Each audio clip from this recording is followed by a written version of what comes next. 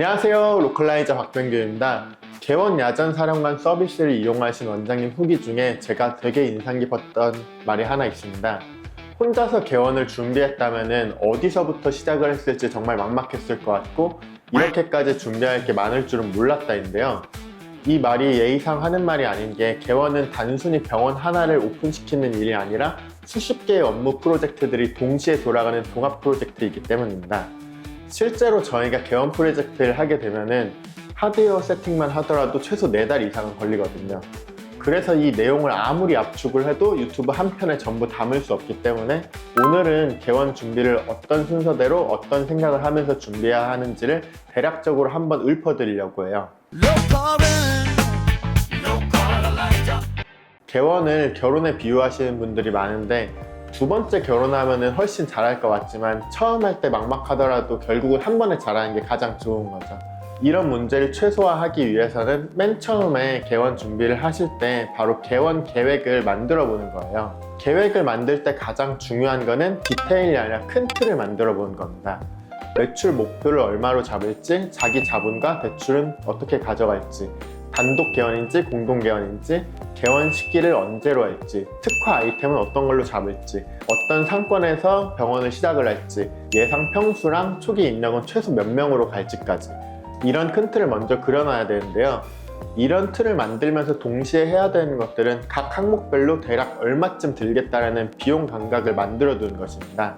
이게 없으면 막상 개원을 하는 과정에 모든 결정에서 흔들리게 된 상황이 생기거든요. 자, 이제 계획이 어느 정도 잡혔으면 그 다음으로 입지를 탐색해 보는 겁니다. 여기서 중요한 거는 유동인구가 많다고 좋은 입지는 아니라는 것입니다. 원장님들이 그리고 있는 병원의 모습과 그리고 그 입지의 특성이 맞아야지 좋은 거죠. 그리고 같은 상권의 같은 진료과더라도 타겟이나 가격 전략, 브랜딩이 다르면은 같은 입지더라도 결과가 완전히 달라지기 때문에 입지 같은 경우에는 어떤 병원을 그릴지에 따라서 효율이 완전 달라지게 되는 거죠. 입지를 보는 중에서 가장 체크를 하면 좋은 것들 중 하나가 바로 원장님 출퇴근 거리입니다. 출퇴근 시간도 체력 소모라는 점에서 업무 시간의 일부라고 봐야 되거든요. 개원 후 원장님 체력이 떨어지기 시작하면 병원 전체가 흔들릴 수도 있어요. 자, 이제 입지가 어느 정도 정리가 되면은 자금 마련이랑 개원 대출로 넘어가게 되는데요.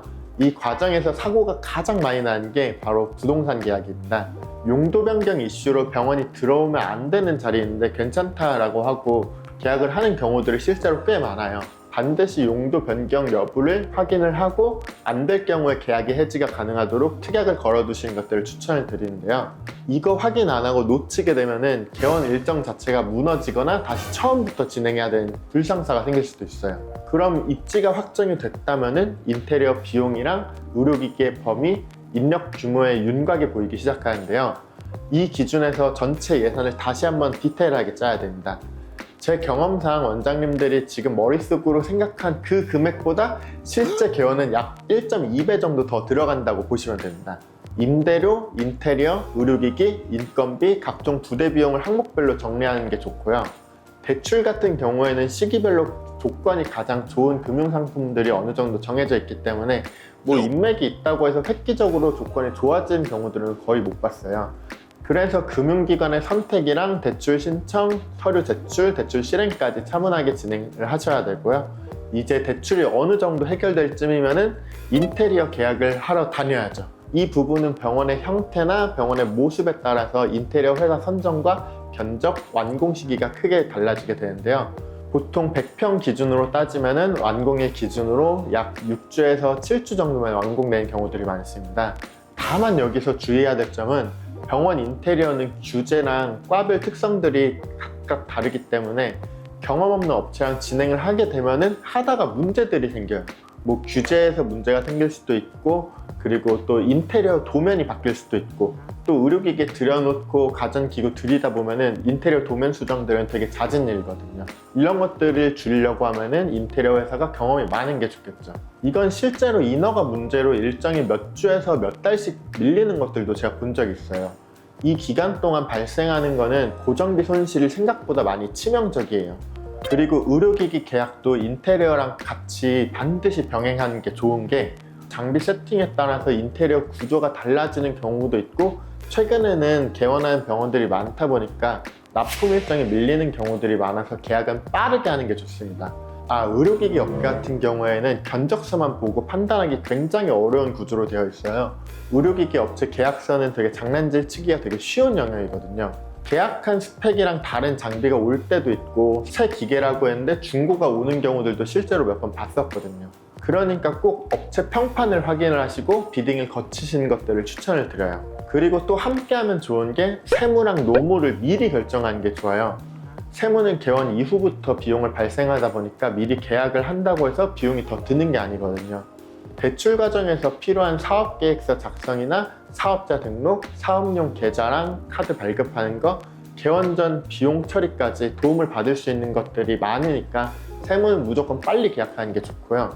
노무 같은 경우는 채용 전에 설계를 해놔야 되거든요. 특히 야간 진료나 주말 진료, 365 진료를 고려를 한다고 하시면은 근로계약 구조를 미리 세팅을 해두고 채용을 들어가야 돼요.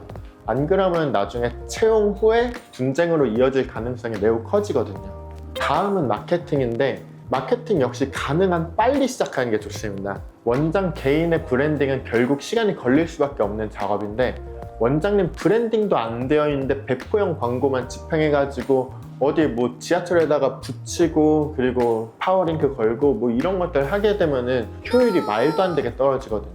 그리고 개원 초반 3개월 동안 이런 식으로 해가지고 환자들 안 오기 시작하면은 내부 조직 문화가 많이 흔들릴 수가 있기 때문에 최소한 SNS 계정 하나 정도는 메인 채널로 키운 상태에서 오픈하는 게 가장 안정적일 수가 있어요. 이후에는 홈페이지 업체를 계약해야 하죠. 홈페이지 업체의 계약은 병원에 적합한 업체와 견적을 해야 되는데 이거는 나중에 영상으로 설명드릴게요. 홈페이지는 개원하고 2달, 3달이 넘게 안 나오는 경우들이 많아서 시간 가능할 때 미리 계약을 해두고 또 홈페이지 작업을 해두는 것들을 추천드려요. 입지랑 자금, 인테리어, 장비, 홈페이지를 정신없이 결정을 하고 나면은 개원까지 약 2달 정도가 남을 거거든요. 이때부터 채용을 시작을 해야 되죠. 너무 빨리 채용을 시작을 하면은 뽑은 사람이 이탈되는 경우들도 있는데 너무 늦게 다급하게 채용을 하기 시작하면은 기준이 무너집니다. 오픈 1달 반 전에 공고를 올린 것들이 현실적으로 좋은 타이밍인데요. 채용에서 가장 중요한 거는 원장님이 그리고 있는 병원의 모습과 맞는 사람을 뽑는 거고 또 성격이랑 커뮤니케이션 방식, 일하는 속도까지 원장님이랑 성향이 맞는지를 봐야 돼요. 채용 공고를 올리고 서류 필터링, 전화 인터뷰, 대면 면접, 교육 설계까지 생각보다 준비할 것들이 되게 많아요. 이 부분은 개원 야전사령관에서 가장 많은 시간을 쓰는 영역이기도 해가지고 이걸 다 설명드릴 순 없어요. 이후 진료 차트를 또 도입을 해야죠. 기존의 원장님이 쓰던 차트나 업계에서 가장 많이 쓰는 메이저 차트를 쓰는 걸 추천을 드리는데 개원 초반에는 신경 쓸 게 너무 많기 때문에 차트까지 새로 도입하게 되면은 업무적인 피로도가 크게 쌓이게 되거든요. 실제로 직원들이 차트 때문에 불편해서 뭐라고 하면은 원장님들 입장에서는 결국 다시 원래 차트로 바꿀 수밖에 없어요. 다음은 의료 소모품이랑 약물 도매 선정으로 넘어가야 되는데요. 개원 시에 필요한 품목을 한 번에 세팅해 준 업체들이 있는데 피부과나 성형외과 같은 경우에는 저는 플랜닥스 쓰시는 거 추천드려요. 최근에 개원한 병원들 보면은 세팅이랑 대응을 되게 안정적으로 해주는 회사였어요. 제가 물론 플랜닥스에서 받은 건 하나도 없습니다. 그리고 보험과 같은 경우에는 도매랑 원장님들이 특수한 구조를 좀 갖고 있기 때문에 가격보다는 신뢰가 더 중요할 수도 있죠. 입이 무겁고 관계가 안정적인 도매를 선택하는 것들을 추천을 드리는데 원장님이 기존에 알던 업체라든지 아니면 소개받은 업체들이랑 같이 하시게 되면은 또 입 무겁게 일들 잘 해주시니까요. 이제는 통신이랑 인터넷, 전산 장비, 컴퓨터 내부 가전, 정수기, 커피포트 같은 잡다한 세팅들도 생각보다 되게 많아요. 이런 것들 세팅해야죠. 이거는 한 번에 처리해준 업체들 쓰는 것들을 추천을 하는데요. 견적으로 종종 장난도 치고 퀄리티가 마음에 안 들 수 있죠.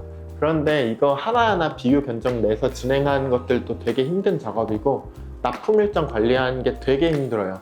왜냐면은 납품 일정이 다 다르게 되면은 그런 거 하나하나 다 신경 쓰고 거의 가 있어야 되는데 원장님 개원하려고 하는 시기에서 그 시간 빼는 것들 거의 불가능에 가깝거든요. 하나하나 따로 오게 되는 것들 조율이 진짜 불가능한 영역이에요. 인테리어가 80% 정도가 진행이 되면은 행정서류를 준비해야 돼요.